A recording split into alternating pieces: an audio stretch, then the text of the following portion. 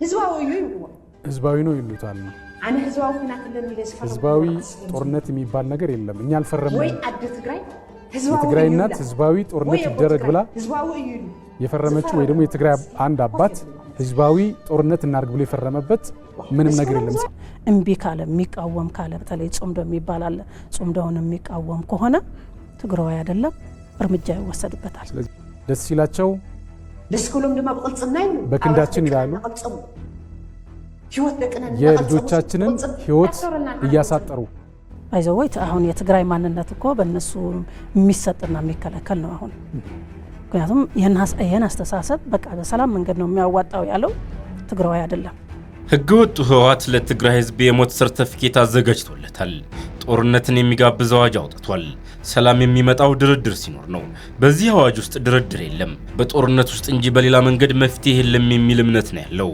ህግ የሰው ልጅ ነጻነት ሊያስከብር ህይወት ሊጠብቅና ፍትህ ሊያሰፍን የሚወጣ መሳሪያ ነው ነገር ግን ህግ ራሱ ሰውን ወደ ሞት ሸለቆ የሚነዳ የመናገር ነጻነትን የሚያፍንና ሰብአዊነትን የሚያረክስ መሳሪያ ሲሆንስ ከኢትዮጵያ ጠላቶች ጋር ጥምረት የፈጠረውና ህጋዊ ዕውቅና የሌለው ህወሓት በትግራይ ክልል አውጥቶታል የተባለው አዲሱ ረቂቅ አዋጅ በኢትዮጵያ የህግ ታሪክ ውስጥ ታይቶም ሆነ ተሰምቶ የማይታወቅ ፍጹም አምባገነንነትና ህገወጥነትን ያነገበ ሰነድ ሆኖ ተገኝቷል ይህ አዋጅ የትግራይን ተወላጅ ለጥቂት የፖለቲካ ቁማርተኞች ስልጣን ሲሉ ብቻ ወደ ሞት ሸለቆ እንዲገቡ የሚያስገድድ ካልሆነ ግን በስራትና በሞት የሚያስቀጣ አስፈሪ ድንጋጌን ይዟል ለመዋጋት ፍቃደኛ ካልሆንክ ትቀጣለህ ትታሰራለህ አልፎ ተርፎም ትገደላለህ ተብሎ በህግ ሲደነገግ ያ ድርጊት ከሽብርተኝነት በምን ይለያል ህወሓት አውጥቶታል የተባለው ረቂቅ አዋጅ ማንኛውም የትግራይ ተወላጅ ለመዋጋት ፍቃደኛ ካልሆነ ከ10,000 እስከ 50,000 ብር ይቀጣል ይላል ቅጣቱን ከከፈለም በኋላ ግዴታውን እንዲፈጽም ማለትም ወደ ጦር ግንባር እንዲሄድ ይገደዳል ይህንን ትዕዛዝ አለመቀበል ደግሞ መጨረሻው እስራትና የሞት ቅጣት ነው ይህ ሰብአዊ መብትን በደፈናው መጣስ ነው ማንኛውም ሰው በህይወት የመኖር መብት አለው በዓለም አቀፍ የሰብአዊ መብቶች ድንጋጌዎችም ሆነ በኢትዮጵያ ህገ መንግስት ማንኛውም ሰው በህይወት የመኖር መብት አለው ተብሎ ተደንግጓል ሰውን አስገድዶ አስፈራርቶና በዛቻ ወደ ጦርነት መንዳት ዓለም አቀፍ የወንጀል ድርጊት ነው ይህ ህግ የሚያሳየው ህወሓት ለሰው ልጅ ህይወት በተለይም ለትግራይ ወጣቶች ህይወት ቅንጣት ታክል ግድ እንደሌለው ነው ስልጣን ላይ ለመቆየት ሲባል የራስን ህዝብ በማገዶነት የመጠቀም ግልጽ የጭካኔ ማሳያ ነው የጭቆና ስርዓቶች ሁሉ ጊዜ የሚፈሩት አንድ ነገር አለ እውነት እንዳይወጣ ደግሞ መጀመሪያ የሚመቱት የእውነቱን ባለቤት ነው ይህ የህወሓት ረቂቅ አዋጅ በትግራይም ሆነ ከትግራይ ውጭ ሆነው የህወሓትን ጦርነት የሚተቹ ሰዎች ወደ ጦርነት እንዳይገቡ የሚያስተምሩና ጦርነቱን የሚቃወሙ ሰዎችን በሙሉ እስከ 5 ዓመት በሚደርስ እስራት ለመቅጣት ይደነግጋል በተለይ በማህበራዊ ሚዲያ ላይ ሐሳባቸውን የሚገልጹ ዜጎችን ለማደን የተዘረጋ ወጥመድ ስለመሆኑም እየተነገረ ነው ይህ ድንጋጌ የኢትዮጵያን ህገ መንግስት ፍጹም በሆነ መልኩ ይጥሳል ዜጎች የመረጡትን የፖለቲካ አቋም የመያዝ ጦርነትን የመቃወምና ሰላምን የመስበክ ሙሉ መብት አላቸው ህወሓት ግን ይህን መብት በመንጠቅ ክልሉን ወደ አንድ ትልቅ የፖለቲካ እስር ቤት እየቀየረው ይገኛል ጦርነቱን መተቸት ወንጀል ከሆነ በዚያ ክልል ውስጥ ዴሞክራሲ ሳይሆን ፍጹም የፋሽስት ስርዓት ነግሷል ማለት ነው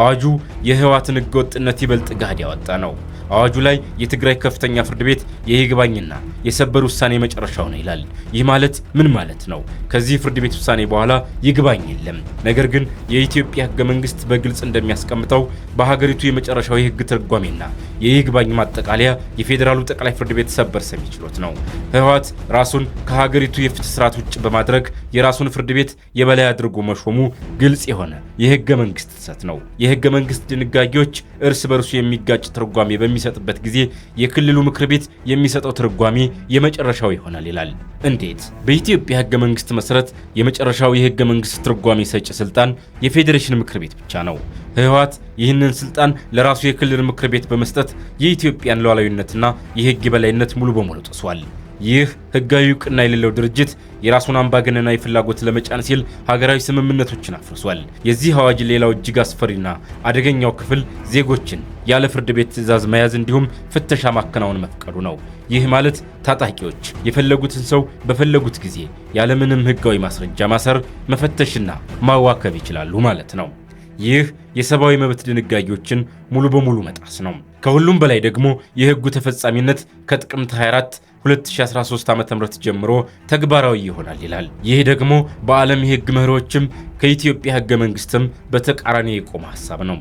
ህወሓት በዚህ ህግ የጥቅምት 24ቱን ጦርነት ተገን በማድረግ ካለፉት ዓመታት ጀምሮ የጠላቸውንና የተቃወሙትን ሰዎች በሙሉ ለመቅጣት የሸረበው ሴራ ነው። ይህ አዋጅ የሚያሳየን አንድ እውነት ብቻ ነው። ህወሓት ከኢትዮጵያ ጠላቶች ጋር ጥምረት ፈጥሮ ህጋዊ ዕውቅና አጥቶ በሚንገዳገድበት በዚህ ሰዓት የትግራይን ህዝብ እንደ ጋሻና እንደ መሳሪያ የተጠቀመበት ነው። ይህ ረቂቅ አዋጅ ህግ ሳይሆን የጭቆና የፍርሃትና የሞት ማወጃ ሰነድ ነው። የኢትዮጵያን ህጎች የሚጻረር የሰብአዊ መብት ድንጋጌዎችን የረገጠና የትግራይን ህዝብ የመናገርና በህይወት የመኖር መብት የሚነፍግ በመሆኑ መላው የኢትዮጵያ ህዝብና ዓለም አቀፉ ማህበረሰብ ሊያወግዘው ይገባል። ህወሓት በክልሉ አፋኝ ህግ እያወጣ በግልጽ አምባገነናዊነቱን ወቁልኝ እያለ ነው። በሌላ በኩል ደግሞ ከኢትዮጵያ ጠላቶች ጋር ህብረት በመፍጠር ሰላም እንዲናጋ እያሴረ ነው። ህወሓት ከሀገር ታሪካዊ ጠላቶች ጋር ህብረት በመፍጠር የሰላም አየር እንዳይነፍስ ሌሊትና ቀን እያሴረ ይገኛል። ነገር ግን ጥያቄው ይህ አይደለም። ጥያቄው ይህ ህገ ወጥ ኃይል ለኢትዮጵያ ብሔራዊ ጥቅም ስጋት የመሆን አቅሙ የት ላይ ነው የሚለው ነው። ወታደራዊ አቅሙ ከስሟል። የህዝብ ድጋፉም ደብዝዟል። የውስጥ አንድነቱ